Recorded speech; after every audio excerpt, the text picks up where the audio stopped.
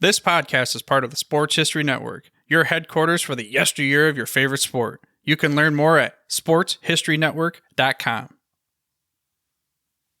Before we start today's episode, we need to take a moment to acknowledge the passing of the great Jerry West. He is arguably the most impactful person in NBA history. Depending on who you talk to, West is considered one of the top 10 or 15 players of all time. He was an unstoppable scorer and a lockdown perimeter defender. He co-captained the gold medal winning 1960 Olympic team alongside Oscar Robertson. He is one of only 5 players to be named an NBA All-Star in every season that he played. As a player, he helped lead his Lakers to the NBA Finals 9 times, although he only came away with 1 championship. He is still the only player who won Finals MVP while playing for the losing team. And as great as his playing career was, I think he was probably an even better executive. Many consider him to be the greatest evaluator of talent that anyone has ever seen. He had an uncanny ability to determine which players will have success and which players will have good chemistry when placed together. He helped put together the Showtime Lakers of the 1980s, who won 5 championships. He was the only general manager who predicted incredible success for a then 17-year-old Kobe Bryant. In that same summer that he traded for Kobe, he also signed Shaquille O'Neal, a partnership that would produce 3 more championships. Later, he worked as a personnel consultant with the Golden State Warriors and contributed to the juggernaut teams that won multiple championships with Steph Curry. As a player and executive, his teams went to the NBA Finals 22 times, and he is the person within the silhouette that is the NBA logo. He was inducted into the Naismith Basketball Hall of Fame as a player. He was then inducted again as a member of the 1960 Olympic team, and he will be inducted for a 3rd time later this year as a contributor for his work as a team executive. He is the game's first 3-time Hall of Famer. Now, I was too young to see him play except in watching old highlights, but as a lifelong Lakers fan, I know how much he meant to this organization, and he will be missed.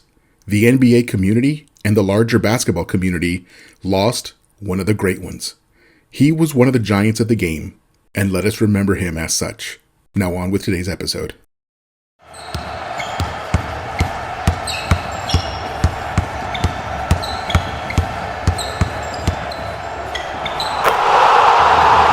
This is Basketball History 101 with Rick Loayza.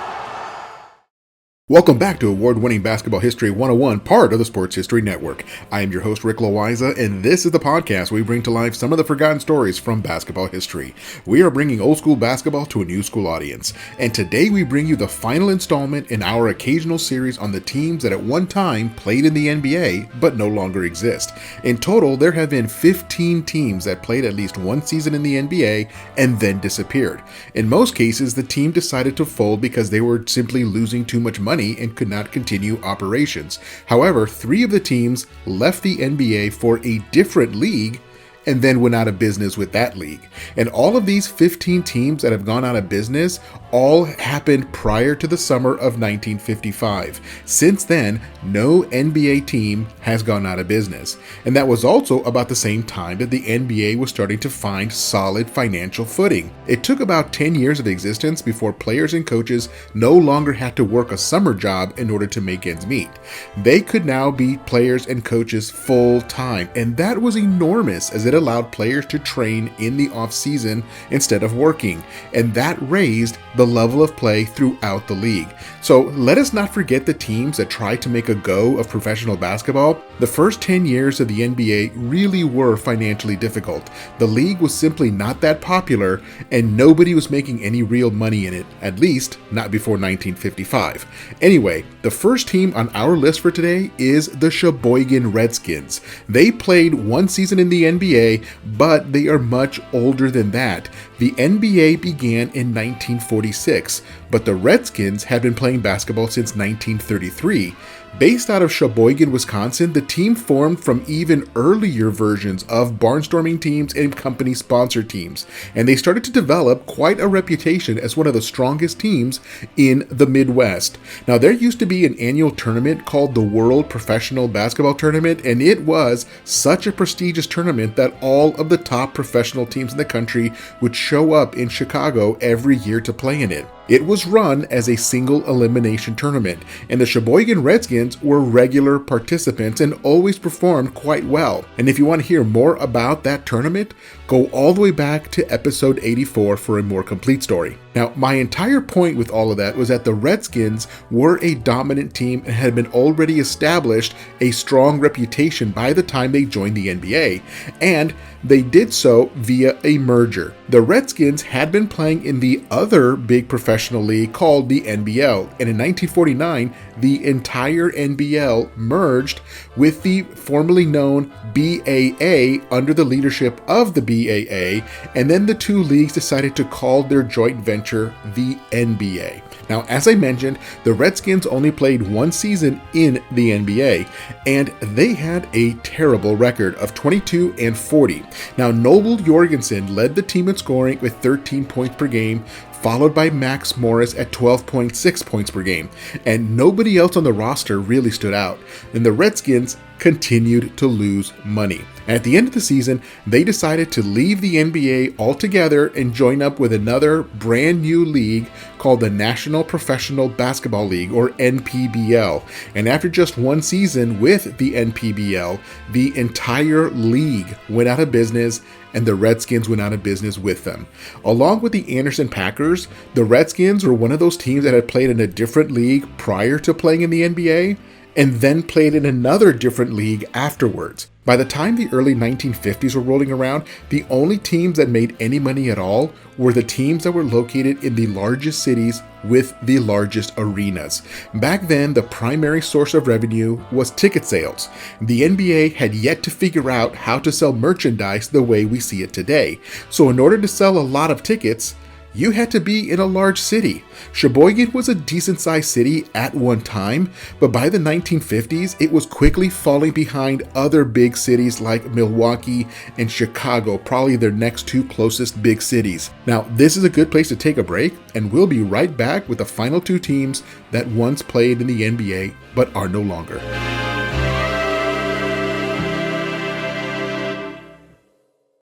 This podcast is part of the Sports History Network, your headquarters for the yesteryear of your favorite sport. You can learn more at sportshistorynetwork.com.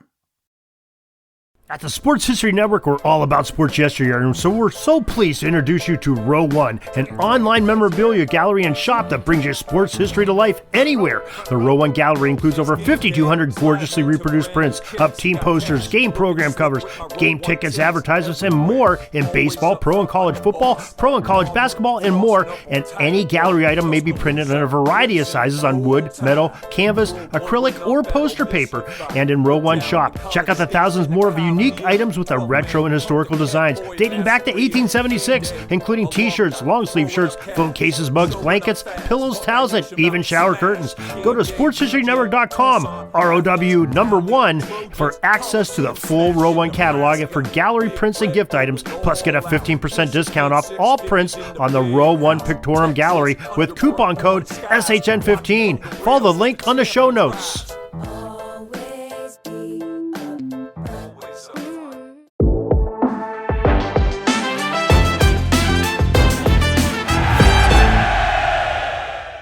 Hello, sports history fans. I'm Ross from the podcast Pigskin Tales. You're about to jump into another thrilling sports history moment, but first, let's dive into today's sponsor, just in time for the holiday season. Introducing Art of Words, the brainchild of word artist Dan Duffy from Philadelphia. Dan meticulously crafts stunning images by handwriting relevant words from some of the greatest sports moments in time. These unique, budget-friendly illustrations are the perfect gift, sparking cherished memories and capturing hearts. Choose from city skylines, sports, history, and musicians to find a piece for everyone. And here's the exciting part. For that sports fanatic in your life, gift them a piece of their favorite team or player's history. Art of Words tells a compelling story. Explore collegiate stadiums, each meticulously crafted with every football victory etched into words. Or venture into baseball stadiums, handwritten with every player from the team's illustrious history. My favorite on the site is Bryce Harper 2021 MVP year. Because I'm a big stats guy, I think that's one of the coolest things ever. Check it out. Don't wait. Order a print today for yourself and your loved one this holiday season. Transform your wall into a gallery of captivating art and surprise your family and friends with a print of their own. Use code SHN15 at artofwords.com for a 15% discount on your order in November and December. Visit Art of Words, where words magically transform into stunning art, evoking cherished memories and touching the hearts of those who you care about. Again, use the code SHN15 for 15% off at artofwords.com. Welcome back to the show, and let us continue with our profile on the lost teams of the NBA. Our next team is the Waterloo Hawks, and I want to make sure that we are very clear about something. This team should not be confused with the current Atlanta Hawks. These are two completely different organizations. While the Waterloo Hawks were in the NBA, the Atlanta Hawks were also in the NBA, but they were going by an old name, the Tri-Cities Blackhawks. In any case, the Waterloo Hawks were based out of Waterloo, Iowa, and they are still today the only team from Iowa that ever participated in any of the 4 major sports leagues in the United States. So that is a piece of trivia for you. Now, what is also interesting about the Hawks is that they only existed for 3 seasons in total, and they played in a different league in each of those 3 seasons. In 1948, they were an expansion team of the old NBL, and after 1 season in the NBL, the entire league merged into the NBA, as we previously mentioned. So the Hawks played their 2nd season as part of the NBA, and during that 1 season, they had a record of 19-43, and that got them 5th place out of 6 teams in their division, and they missed the playoffs. Their leading scorer was Dick Meehan at 14.4 points per game, and Leo Kubiak, who was 2nd with 11.5 points per game. Honestly, there really is not much to say about the Waterloo Hawks. They did not make an impact on the league during their 1 season in it. And after that 1 year in the NBA, they switched leagues again to the previously mentioned NPBL. And again, the entire NPBL went out of business after just 1 year of play, and all of their teams went out of business with them. So the Waterloo Hawks only existed for 3 years, played in 3 different leagues, but they had a really cool logo. It was a realistic picture of a diving hawk about to catch its prey. So that leads us to our final team that used to play in the NBA but then disappeared. And that team is the Denver Nuggets. Now, they have absolutely no direct connection with the current Denver Nuggets. The 2 teams were separated by 20 years, but the current Denver Nuggets named themselves in honor of the original NBA team from Denver. The old Denver Nuggets actually have a deep history that goes all the way back to 1932 when they were an amateur team. They competed in the Amateur Athletic Union, or AAU, and even won the AAU National Championship in 1939. Now, all of this happened prior to the NBA's existence. This was still the late 1930s, and the AAU championship was a huge deal. Often, the very best teams at that time were amateur teams, made up of former university players who still wanted to compete at a high level, but also had to have a regular job to actually pay their bills. In the 1930s, nobody was getting rich from playing basketball. In fact, for some players, it was a break-even opposition. They only made enough money to cover their travel and shoes. But in 1947, after years of amateur success, the general manager, Hal Davis, decided to turn the Denver Nuggets into a professional team. And it really didn't take that much to do that. They simply had to declare themselves a professional team and start accepting payments for actually playing basketball. So, in the effort to go professional, they joined the NBL, which was a competing league to the NBA. And after 2 years in the NBL, the entire league, again, merged with the NBA, and that is how the old Denver Nuggets became part of the NBA in 1949. Now, as a side note, the Denver Nuggets were not always called the Denver Nuggets. They were still an amateur team that could change their name whenever their sponsor changed, and that made sense since many of the very early amateur teams named themselves after their main sponsor. After all, it was a way for the sponsoring company to get the word out on who they were. So at different times in their history, the old Denver Nuggets were known as the Denver Safeway Pigs, after the Safeway supermarket chain. They were also called the Denver American Legion and the Denver Ambrose Jelly Makers, but when they went professional, they went back to their original Denver Nuggets. Now, this team still has the distinction of being the first major professional sports franchise from the state of Colorado. And when they went out of business, there would not be another major team until the Denver Broncos started playing in 1960 as part of the American Football League. In their one season in the NBA, the Denver Nuggets went 11-51 for the worst record in the entire league of 17 teams. Their best player that year was Kenny Sailors, who led the team with 17 points per game, and Sailors had already been in the league before Denver joined. Sailors had previously played for the Cleveland Rebels, the Chicago Stags, the Philadelphia Warriors, and the Providence Steamrollers. When the new team in Denver arrived, it gave him a chance to be the hero and star of the team. But when Denver left after that one season, Sailors did not. He went on to play for the Boston Celtics and the Baltimore Bullets. The really good players always find a way to stick around. Now, the Denver Nuggets went out of business after their one season in the NBA in the spring of 1950. But here is a postscript for them. While the Denver Nuggets officially disbanded and ceased to be a team, some investors came in and kept a bunch of the players together to play one more season in the NPBL as the Denver Refiners. And then after that, the team completely disappeared for good. But 17 years later, a brand new basketball league called the American Basketball Association, or ABA, placed a new version of the Denver Nuggets in Colorado and began playing with that red, white, and blue basketball. And in 2023, the new Denver Nuggets won their first NBA championship. Well, that is it for today. That was the final entry in our series on the lost teams of the NBA. And I hope you enjoyed the trip down memory lane to go through those teams that wanted to make a go of professional basketball, but were not able to continue doing so for very long. When you see that 15 different teams played in the NBA and then went out of business, it makes it more impressive of the 3 teams that were able to stick around from the very first season of the NBA. The only 3 original NBA teams that are still in existence today are the Boston Celtics, the New York Knicks, and the Golden State Warriors, who originally started out in Philadelphia. And the one thing that all 3 of those teams have in common is that they started out in major cities with very large arenas. In other words, they all had a huge market from which to draw fans to their games, and they had a large building to sell more tickets than any other teams could sell. If anything, that was probably the most important factor as to why those 3 teams are still in the league today. Now, I do not mean to imply that those teams were profitable from day one, but they did not lose as much money as the other teams, and they were able to stay afloat until the league was able to see a gain in popularity and actually begin to turn a profit.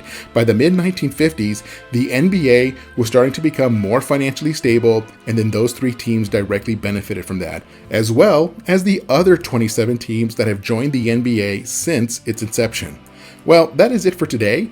Join us next time when we share the story of the old school NBA referees. They had style, they had showmanship, and they also often had a drink with the players from both teams after the game. That's next time on Basketball History 101, part of the Sports History Network, the headquarters of Sports Yesteryear. Go to sportshistorynetwork.com to find out more about this and other sports history podcasts. If you like what you hear, please hit that subscribe button wherever you get your podcast. And check out our page on Facebook. It's called Basketball History 101 Podcast. There you will find shorter historical posts as well as comments and discussion starters on today's game. I'll also announce there when new episodes come out. I want to thank my producer and editor, Jacob Loayza. Join us each week as we continue to mine the history of basketball for more great stories from the past. Take care and see you soon.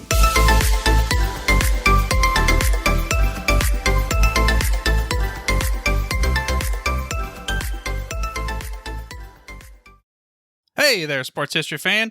This is Arnie Chapman, aka the Football History Dude, and I hope that you enjoyed this recent episode presented by the Sports History Network and were able to learn some good old-fashioned sports history knowledge nuggets.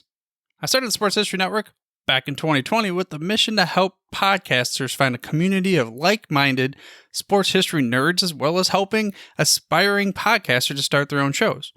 We have a little bit over 30 shows on the network right now covering all sorts of sports history, but as far as I'm concerned, we're just at the toothpick in the ocean moment, that can't even figure it out because there's so much more coming. We wanted to create the ultimate headquarters for sports yesteryear, starting with Podcast Network and our website, but we're going to continue to move into other mediums as well. And here's the cool part, because we want you to be part of our team. So if you're interested in starting your own podcast, or maybe being a guest on one of our shows, or who knows, maybe even writing an article for us over on the website, seriously, all you gotta do is reach out to us on the contact page over at sportshistorynetwork.com. You can be as technologically savvy as a Neanderthal tapping on a stone trying to figure out this whole hieroglyphics thing back in the day. Again, it doesn't matter, because even if you don't understand the whole podcast space, we have a production team that can pretty much help you out with doing everything. All you gotta do, head over to sportshistorynetwork.com, head to the contact page, fill it out. That message goes right to me, and I'll reach out to you as soon as I can. But for now, dude, I'm through if you're through.